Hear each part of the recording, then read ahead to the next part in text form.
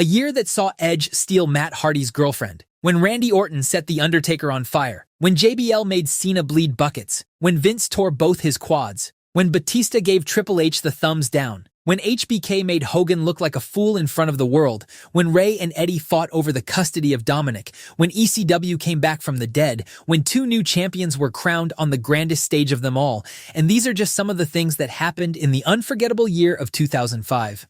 From a creative standpoint, 2005 was the year WWE finally moved on from the Attitude Era and embraced ruthless aggression. The company had spent 3 years rebuilding after losing icons like The Rock and Austin. But rather than dwelling on the past, in 2005, WWE bet everything on creating new stars. The year had controversial storylines, personal angles, and two men in particular would rise to the top and change WWE for years to come. But what made 2005 so iconic? What were the feuds, the controversies, and the real-life drama that shaped WWE's future? Let's turn back the clock and revisit the hottest year in WWE history. Our story starts in January at the Royal Rumble. 30 men would compete to earn their ticket to the WrestleMania main event, and the stage was set for WWE's future. The final two competitors were Batista and John Cena, both men being groomed as the next big thing in WWE. The match was supposed to end with Batista eliminating Cena and earning his WrestleMania title shot. Instead, both men tumbled over the top rope and hit the floor simultaneously in one of the most infamous botches in WWE history. Referees panicked, producers scrambled, and then, in a moment that became legendary for its absurdity, Vince McMahon stormed to the ring to restart the match. As the boss slid under the ropes, he legitimately tore both of his quads. Unable to stand, McMahon was forced to sit in the ring barking orders while his legs dangled beneath him. The visual was unintentionally hilarious, but the show had to go on. Batista won the restarted match as planned. But the real drama came in the following weeks as Triple H tried desperately to manipulate his protege. Heading into 2005, Triple H's reign of terror had suffocated Raw for over 2 years. Despite delivering some memorable matches, the game's stranglehold on the World Heavyweight Championship had grown stale. Meanwhile, his Evolution stablemate Batista was showing signs of independence, and fans were ready to see the animal break free. The game attempted to convince Batista to challenge JBL for the WWE Championship on SmackDown instead, allowing Evolution to control both brands. The Puppet Master pulled every string he could, but on the February 21st episode of Raw, Batista finally snapped. He gave Triple H the thumbs down, powerbombed him through a table, and completed his babyface turn. The stage was set for WrestleMania 21, where after 2 years of dominance, Triple H's reign of terror came to an end at the hands of his protege. The animal was unleashed, and he had taken over as the king of the jungle. But while Batista's rebellion dominated Raw's main event scene, another Evolution member was stuck in a fight against the dead that had changed the landscape of WrestleMania forever. After being kicked out of Evolution, Randy Orton spent months floundering in the mid-card scene on Raw. But heading into WrestleMania 21, Orton needed to make a statement, and what better way to make a statement than by conquering the dead? The Legend Killer set his sights on the biggest legend of them all, The Undertaker and his undefeated WrestleMania streak.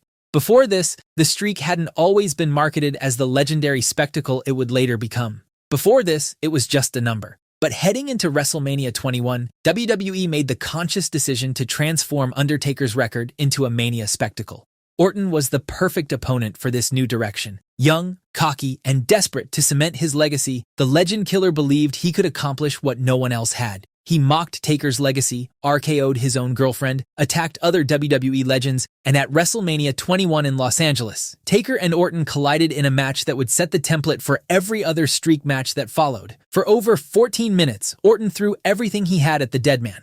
But in the end, The Undertaker stood tall and kept his WrestleMania legacy intact. Most rivalries would have ended there, but Orton's obsession with destroying The Undertaker had only just begun. After a brief hiatus due to a shoulder injury, Orton returned to WWE and was drafted to SmackDown, putting him on the same brand as the Dead Man. What followed was a descent into madness that showcased just how unhinged the Legend Killer could become. Orton wasn't content with simply beating The Undertaker. He wanted to end him once and for all. The rivalry escalated with each passing week. Orton and his father attacked the Dead Man at every opportunity. They tricked him at SummerSlam. They mocked him with retirement fund DVDs. They presented him with a casket containing a mannequin. And at No Mercy in October, the Ortons defeated Undertaker in a handicap casket match, stuffing the Phenom inside and sealing him in.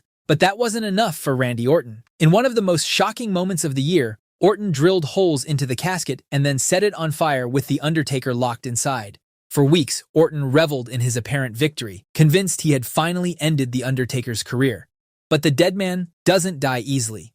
Throughout the fall, supernatural occurrences began haunting Orton. The Undertaker returned from the grave, more powerful and vengeful than ever, tormenting Orton with mind games that drove the legend killer to the brink of a breakdown. The rivalry culminated at Armageddon inside Hell in a cell, where The Undertaker finally put the feud to rest with a definitive victory. The story of Orton's overconfidence and the dead man's resilience was one of the hottest feuds of the year. But more importantly, it cemented The Undertaker's WrestleMania streak as one of the most important narratives in WWE history.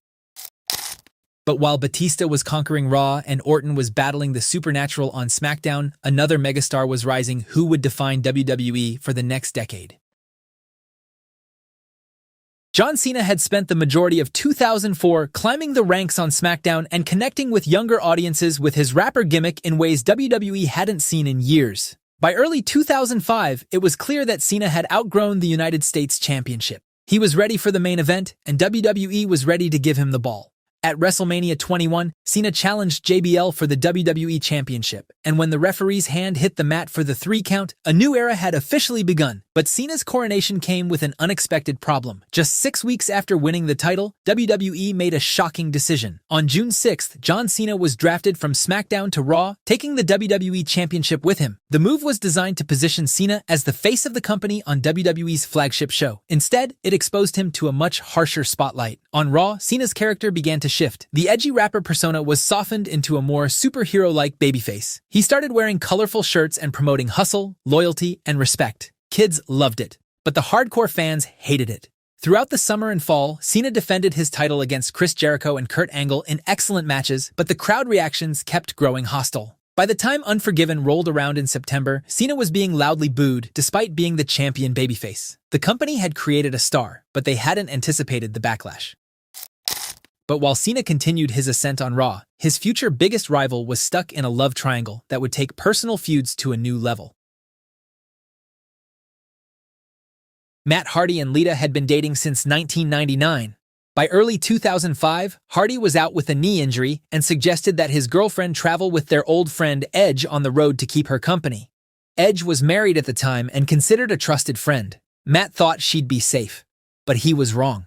Edge and Lita began an affair behind Hardy's back. When Edge's wife discovered incriminating phone calls between the two, she informed Matt about the relationship. Heartbroken and furious, Hardy broke up with Lita and began dropping hints on his website about what had happened.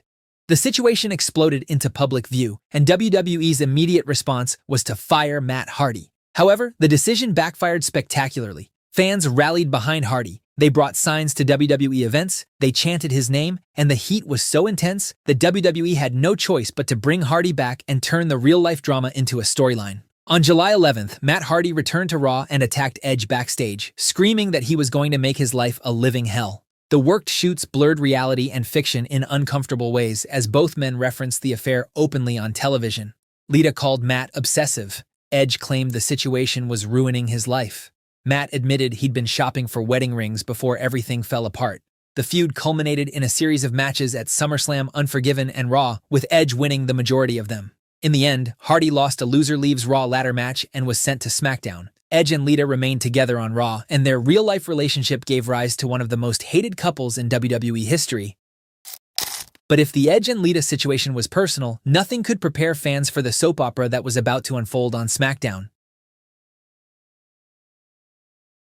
Eddie Guerrero and Rey Mysterio were best friends. They'd won the WWE Tag Team Championships together earlier in the year. But Eddie, ever the master manipulator, had become consumed by jealousy. Rey kept beating him. Rey kept overshadowing him. And Eddie couldn't accept being second best. The breaking point came when Eddie brutally assaulted Rey and ripped his mask off on live television. What followed was a character transformation that showcased Eddie's incredible range as a performer. The Latino Heat became unhinged, desperate, and willing to do anything to destroy his former friend. At Judgment Day, Eddie beat up Rey with a steel chair. But that wasn't enough for Eddie. Eddie had a secret, one he'd been holding over Rey's head for weeks. Eddie finally revealed the truth that Rey Mysterio wasn't Dominik's biological father. Eddie claimed that years ago, when Rey couldn't have children, Eddie had given his son to the Mysterio family. Now he wanted Dominik back. Custody papers were presented, social workers got involved, and at SummerSlam, the two competed in a ladder match where the winner would gain legal custody of the child. For 15 minutes, Eddie and Rey delivered another excellent performance while a terrified Dominik watched from ringside. Vicky Guerrero, Eddie's real-life wife, ultimately betrayed her husband by pushing over the ladder, allowing Rey to grab the custody papers and keep his son. While the storyline was ridiculous on paper, but Eddie and Rey's performances were so committed, so emotionally raw, that fans couldn't look away. It remains one of the most talked-about angles in WWE history. But while some storylines in 2005 pushed the boundaries of personal vendetta, others were based on pure wrestling excellence. For years, people had called Shawn Michaels the greatest wrestler in WWE history, and Kurt Angle was determined to prove that statement was a lie. Over the following weeks, Angle embarked on a mission to recreate and surpass all of Michaels' greatest moments. He made fun of HBK's iconic ladder match win. He brought back Marty Jannetty to mock the Rockers. He even dressed up as Michaels himself, complete with chaps, sensational sherry, and a hilarious rendition of HBK's theme song. But when all the games were over, at WrestleMania 21, the two finally collided in what many consider the greatest match in WrestleMania history. For 27 minutes, Angle and Michaels delivered a 5-star classic that justified every ounce of hype. Angle won with the ankle lock, but both men proved they belonged in the conversation as all-time greats. But following his loss to Angle, Shawn Michaels found himself in another dream match scenario, this one decades in the making. Hulk Hogan, the immortal icon of the 1980s, had returned to WWE for a brief run. The company wasted no time booking Hogan and Michaels in a tag team match, which naturally led to the two agreeing to face each other one-on-one. Behind the scenes, however, tensions were brewing. The plan had been for Michaels and Hogan to wrestle a series of matches, with each man getting a victory. But Hogan, never one to willingly lose his spot, politicked his way into only agreeing to a single match at SummerSlam. And of course, the Hulkster would be going over. Shawn Michaels was furious. He'd spent years working his way back to the top of the WWE. But now Hogan, who hadn't been a full-time performer in years, was refusing to put him over. So Michaels decided to make a statement in the most Shawn Michaels way possible. At SummerSlam on August 21st, HBK delivered one of the most ridiculous performances in wrestling history, which was a masterclass in pettiness. For 20 minutes, Michaels turned the match into a comedy routine by overselling every single move Hogan threw at him. A simple shove sent Michaels spinning through the air. A boot to the face caused him to flip completely over. The Toronto crowd ate it up, laughing and cheering as Michaels made a mockery of Hogan's offense.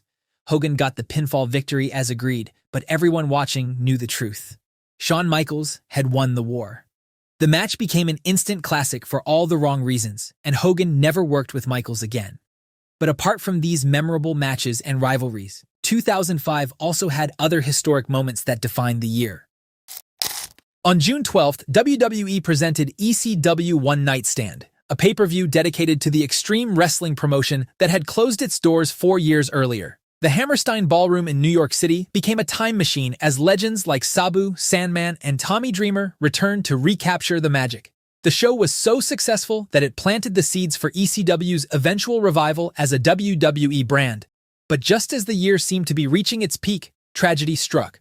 On November 13th, Eddie Guerrero was found unresponsive in his Minneapolis hotel room. The 38-year-old had suffered a massive heart attack brought on by years of substance abuse that had taken its toll on his body. His nephew Chavo discovered him, but it was too late. One of the most beloved performers in wrestling history was gone. The wrestling world mourned. Tribute shows replaced Raw and SmackDown. Wrestlers broke down in tears on live television. Eddie's death cast a shadow over the final months of 2005, reminding everyone that behind the larger-than-life characters, real human lives hung in the balance. By the time 2005 ended, WWE had accomplished what many thought impossible. They'd created 2 legit main event stars in Batista and John Cena. They'd elevated The Undertaker's streak into a WrestleMania tradition. They'd pushed the boundaries of reality with controversial storylines. And they'd delivered some of the greatest matches in company history. The pieces were in place for WWE's next chapter, but the memories of 2005, both triumphant and tragic, would echo through the company for years to come. It truly was one of the hottest years in WWE history.